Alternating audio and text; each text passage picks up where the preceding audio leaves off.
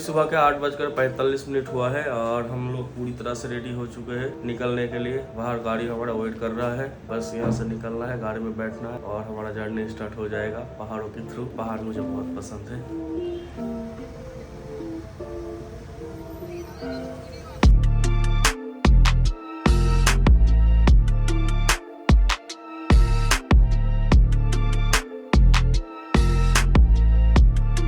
तो हरिद्वार से लगभग 35 किलोमीटर आने के बाद हम लोग रुके हैं एक ढाबा पर नाश्ता करने के लिए। ढाबे का नाम है शेरी पंजाब ढाबा।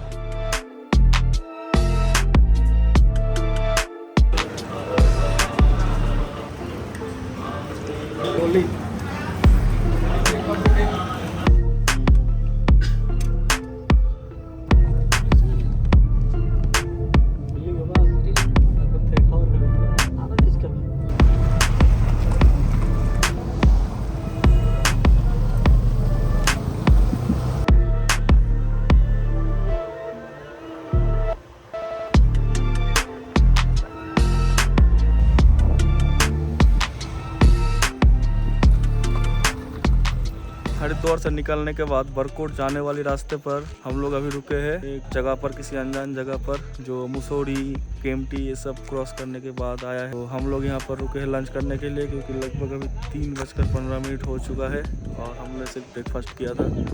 और मेरे पीछे आप लोगों को देख ही रहा होगा बहुत सुंदर सा पहाड़, इसका सीनिक ब्यूटी तो बहुत ही बढ़िया है।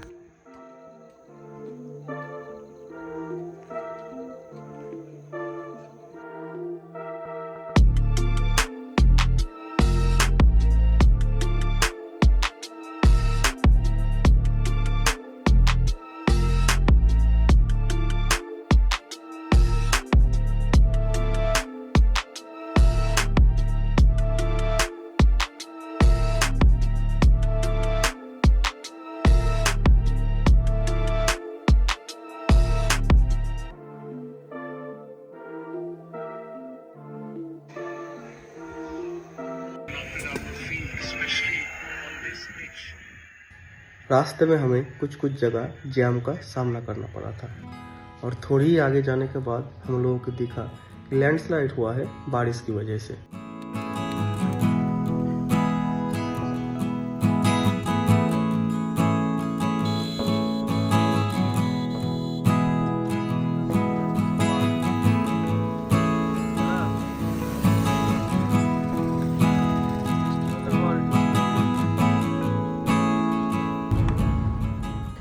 जैसे जैसे हम आगे बढ़ रहे थे उन पहाड़ों की खूबसूरती और भी बढ़ रही थी।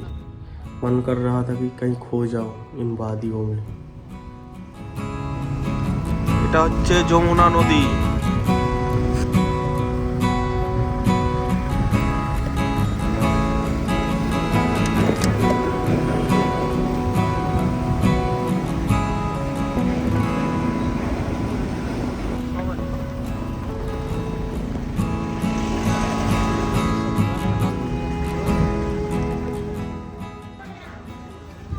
तो पूरे दिन की जर्नी के बाद अभी 6 बज रहा है और हम लोग पहुंच गए हैं लाखा मंडल शिव टेम्पल पर। यहाँ पे भोलेनाथ का एक मंदिर है और हम जाएंगे उस मंदिर पर।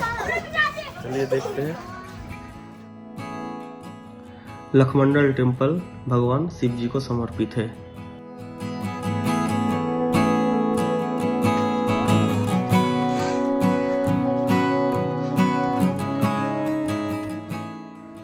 ये मंदिर इन खूबसूरत पहाड़ों और यमुना नदी से घिरा हुआ है। लखमंडल नाम में 2 शब्द है। लख जिसका अर्थ है अनेक या बहुत सारे, और एक तरफ से हम कह सकते हैं लाख, और मंडल का अर्थ है मंदिर। क्योंकि यहाँ पे लाखों की तादाद में शिवलिंग्स मिलते हैं, इसलिए इसका नाम लखमंडल टेम्पल है। कहा जाता है इस मंदिर के नीचे से एक सुरंग जाता है जो पास ही में पांडव गुफा में जाके मिलता है, जो इस मंदिर से 1 किलोमीटर की दूरी में है। इस गांव का नाम लखमंडल इसलिए पड़ा क्योंकि यहाँ पर मिट्टी खोदने पर शिवलिंग निकलते हैं। ये माना जाता है कि यहाँ के लाखों से भी अधिक शिवलिंग है जो जमीन के नीचे दबे हुए हैं किसी भी कारण। तो इस मंदिर के 100 मीटर के दायरे के अंदर यहाँ पे घर बनाने का या मिट्टी खोदने का परमिशन नहीं होता है, परमिशन लेना पड़ता है। और जब भी खोदते हैं तो शिवलिंग निकलता है। मैं दिखाऊंगा आपको, यहाँ पे एक जगह पर खुदाई किया जा रहा था तो शिवलिंग निकले थे।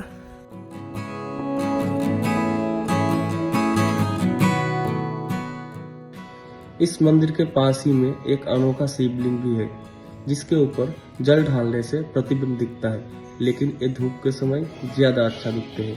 हम लोग तो गए थे शाम के वक्त, लेकिन हमें उतना खास नहीं दिखा पर अच्छा दिखा था। सूरज जब दिखेगा तब दिखेगा, अब नहीं दिखेगा। इसके बाद हम पांडव गुफा पहुंचे। यह हमें बताया गया कि यहाँ पे पानी की द्वारा एक शिवलिंग बना है।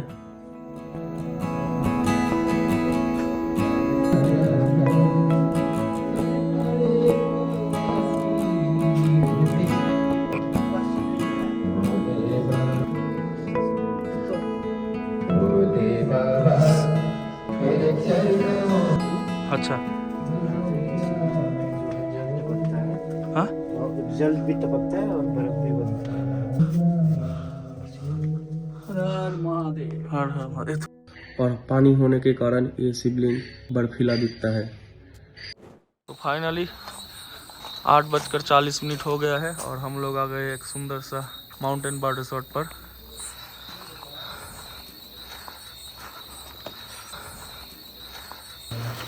ये रहा हम लोगों का खूबसूरत सा रूम। हम लोगों का रात का स्टे यहीं पे होगा आज बरकोट में, और कल सुबह हम लोग जल्दी निकलेंगे कि यमुनोत्री घूम कर आने के बाद हम लोगों को फिर यहीं पे आके रुकना है और इसमें टाइम लगता है, टाइम लगेगा बहुत। और आप लोग भी जब भी आए, मतलब हरिद्वार से अगर बरकोट के लिए निकल रहे हैं तो थोड़ा जल्दी कीजिए, क्योंकि हम लोग आज 9 बजे निकले थे और यहाँ पहुँचते पहुँचते रात को लगभग 9 बज गया। और ऐसे भी रास्ते में 2 जगह जाम हुआ था। एक जगह रास्ता ठीक कर रहा था और एक जगह पर कुछ लॉरी और बस के चक्कर में जाम लग गया था। तो छोटा रास्ता है, ऐसा चीज़ होते रहते हैं, तो ध्यान रखें। अगर आप लोग सुबह जल्दी निकलेंगे तो यहाँ जल्दी पहुँचेंगे और आपको अच्छा भी लगेगा, थोड़ा टाइम मिल जाएगा।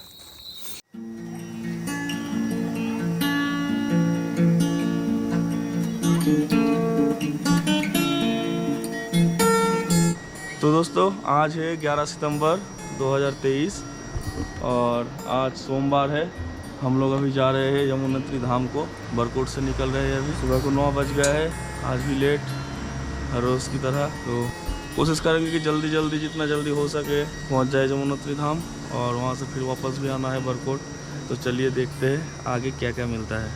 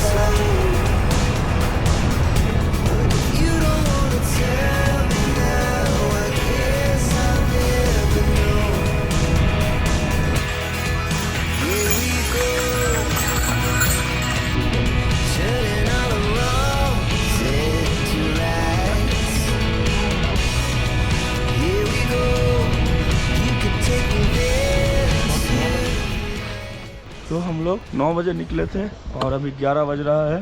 पहुंच गए हैं जानकी चट्टी में और ये है चाचा भतीजा पार्किंग। ठंड लगने के कारण मेरा गला थोड़ा ख़राब हो गया है। तो बरकोट से जानकी चट्टी ये 47 किलोमीटर तय करने में हम लोगों को टाइम लगा 2 घंटा। 9 बजे निकले थे, अभी 11 बज चुका है और यहाँ से आगे यमुनोत्री धाम तक 5 किलोमीटर हमें पैदल चलना होगा। तो पैदल जाने के लिए हम लोग रेडी हो चुके हैं। थोड़ा कुछ सामान बैग में लेकर हम लोग अभी यात्रा शुरू करेंगे। इस साइड से हम लोग आए हैं बरकोट से और अभी जाएंगे इस साइड यमुनोत्री 5 किलोमीटर। कोशिश करेंगे जितना जल्दी हो सके पहुंच जाए। अभी बज रहा है 11:15 और हम लोग चलना शुरू कर दिए हैं।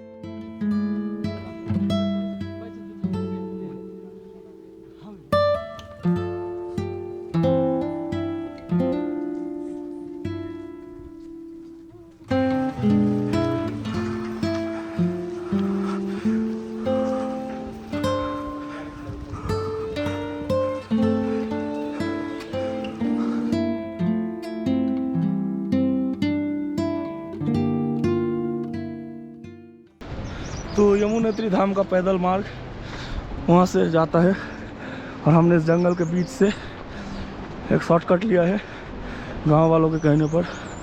यहाँ से कोई नहीं जा रहा है, सिर्फ हम लोग ही जा रहे हैं।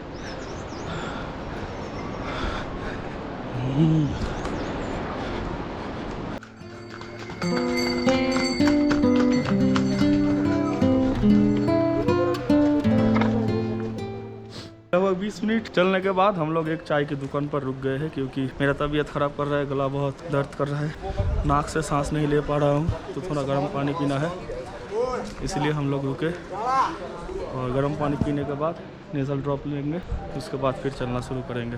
तो आप लोग जब भी आएंगे थोड़ा तबीयत का ध्यान रखिएगा और ठंड लग गया तो बहुत दिक्कत होगी पैदल चलने में।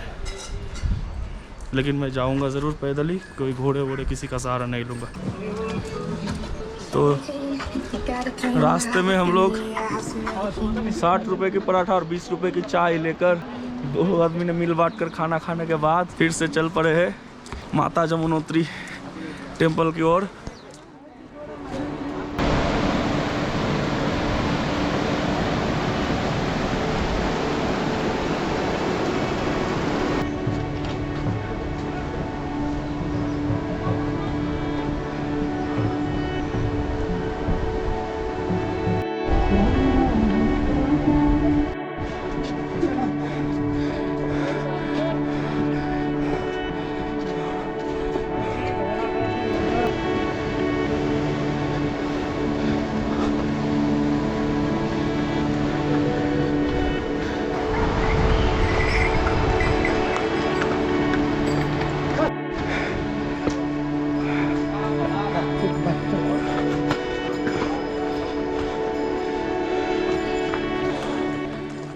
तो मैं अभी यमुनोत्री यात्रा के सबसे मुश्किल और आखिरी पड़ाव पर पहुंच गया हूं। यहां से यात्रा पूरी ऊंचाई पे चढ़ना होगा, एकदम सीधा ऊपर उठ गया है। इस साइड से नहीं दिख रहा है, कुछ देर पहले दिखा था, एकदम ऊपर उठ गया है। लगभग 2.5 घंटे में मैं पहुंच गया हूं बाबा भैरव मंदिर और इसके आगे यमुनोत्री टेम्पल बस 1 किलोमीटर ही रह गया है। यहाँ का पीछे का व्यू देखिए, मतलब कैमरे में उतने अच्छे से कैद नहीं हो रहा है, लेकिन देखिए बहुत, जब आप लोग आएंगे तो देखेंगे बहुत ही ब्यूटीफुल।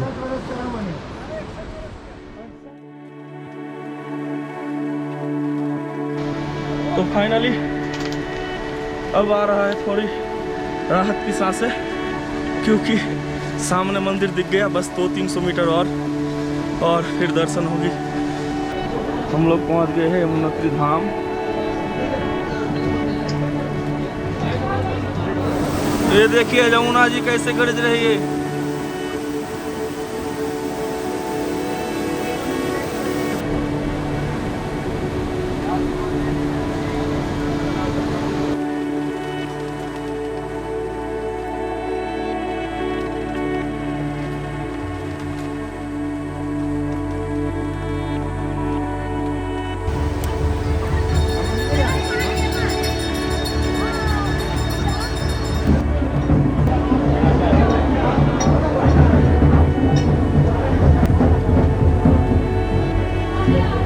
जैसे हमारे यहाँ पुत्री को कुछ दहेज में देते हैं, दान में देते हैं, उसी प्रकार से सूर्य भगवान ने अपनी पुत्री को दान में दिया कि जो भी यहाँ से आएगा और साथ लेकर यहाँ से जाएगा। तो ये सब कुछ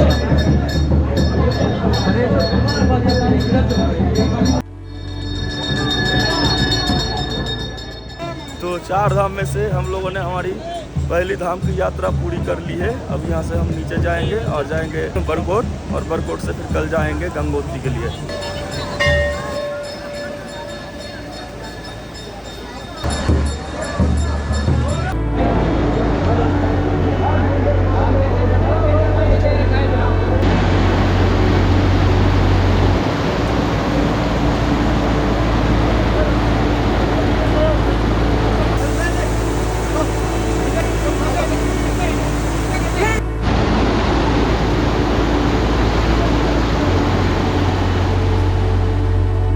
तो जाते वक्त तो रास्ता ख़त्म ही नहीं हो रहा था और आने में सिर्फ 1 घंटा 20 मिनट, और इस 1 घंटा 20 मिनट में हम लोग वहाँ पहुँच गए जहाँ से शुरू किए थे पराठा और चाय पी के। फिर आ गए इसी दुकान पर, खाना टेस्टी था इसलिए बस कुछ ही दूर और गाड़ी तक पहुँच जाएंगे यहाँ खाना खाने के बाद। अभी का टाइम हुआ है 7:15 और हम लोग पहुँच गए हैं आज रात जहाँ बितानी है होटल पर। होटल का नाम है होटल सेंटर पैलेस। बहुत ही रीज़नेबल प्राइस पर मिला हम लोगों को। 4 बेड वाला कमरा सिर्फ 1100 रुपये में, और अच्छा खासा टॉयलेट भी था। पसंद आया, पहली बार इतने कम सस्ते में बहुत पसंद आया।